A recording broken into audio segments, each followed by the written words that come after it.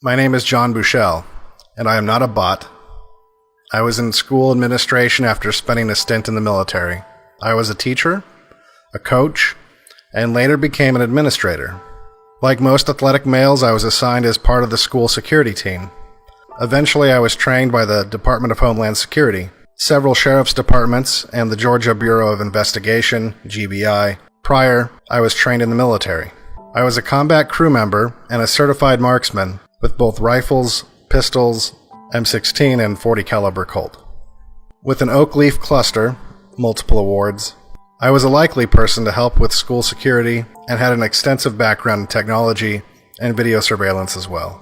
I held an SCI security clearance, which is the very highest we have in America.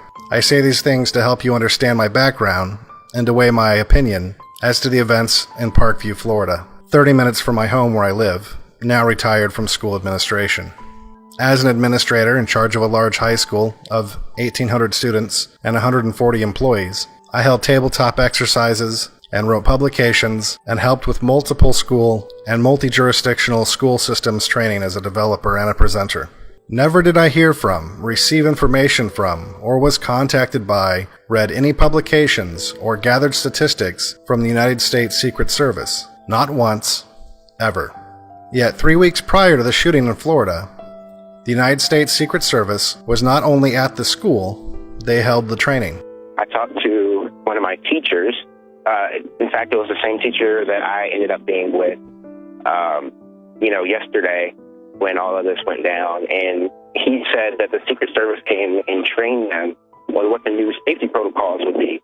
I have also, despite actually thwarting a school shooting by an armed predator at my school, have never seen, spoke with, or was interviewed or contacted by the FBI or the United States Secret Service. It's worthy to note that the 911 response time was in excess of 20 minutes. In fact, I was only contacted by a few reporters. No reporters ever contacted my students for interviews or opinions. I never spoke to a national law enforcement agent, much less the United States Secret Service. So to hear the FBI were the first responders, only beating CNN by minutes, in a wealthy Florida area saturated with law enforcement, shocked me. Seeing the amazing amount of CNN coverage, so well organized and all espousing one message, and only one message, is equally troubling. Seeing a student saying she actually walked with the shooter while evacuating and heard shots shocked me. You were walking down the hall, he had already fired at that time. Yes, sir, with him. Weren't you scared? In the moment I wasn't, because there was definitely another shooter involved. So you think there was more than, do you think there was more than one shooter? There's 3 shooters, that's what I heard. Seeing video of a student telling us she was told they would have a drill that day with actors deeply troubles me.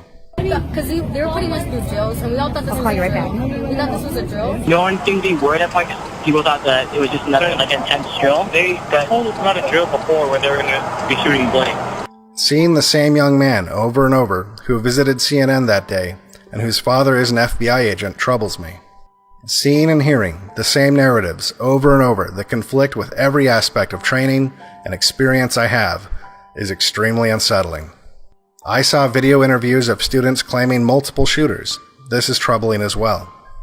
I realized that the shooter apparently pulled the fire alarm to create chaos and provide a richer target environment. That alarm would have sent a signal to its precise time and location. At least one interview I watched was a student saying her doorknob was rattled, and she heard a voice saying, "Go try another door. This needs exploration." In my utterly qualified expert opinion, there are several troubling facts being dispensed that I refuse to accept. Some of them are, why was the shooter visited 39 times by local law enforcement, but never placed on a watch list? Why was his extensive school discipline not compiled and then presented to the school board for total expulsion from the schools? Why was the FBI first to respond when the school is so close to the police department and an officer with a radio was supposedly on campus? How did CNN have so many kids in place to echo their exact verbiage and focus on the actual weapon and not the shooter? Why isn't the alleged United States Secret Service involvement in a public school being examined? Who is this reoccurring student that has family in the FBI? Why are the interviews that do not agree with the one shooter or the narrative that CNN is pushing being heard? Why aren't the multiple videos available? With the floor plan that I have seen, I would have had approximately 22 cameras in that building, and over 140 in my school. I realize that some of the videos will be used for the trial of the shooter. However, it is in the interest of the public to see some of the unused footage that is available. Why was the United States Secret Service at this school providing training 3 weeks prior? And how was the weakest, sloppiest, and most often not on real location news company all over this son of the FBI agent with an amazing and uncanny ability to find a news camera in multiple states in the last 6 months? Did this infamous teenager actually graduate already? Has the United States Secret Service ever been to any other schools to supervise and provide training for an active shooter situation? How could the United States Secret Service possibly visit all 22,000 high schools in the United States? And how would they be chosen? Who identified this shooter? And how did law enforcement track him to the retail store he was arrested at? Why has the entire CNN narrative been to attack the Second Amendment when at least 3 government institutions, possibly 5 if you count DFACS, failed miserably to help the mentally ill?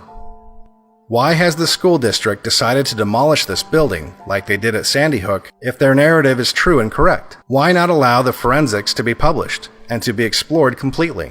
All in all, my professional opinion is this stinks to the high heavens.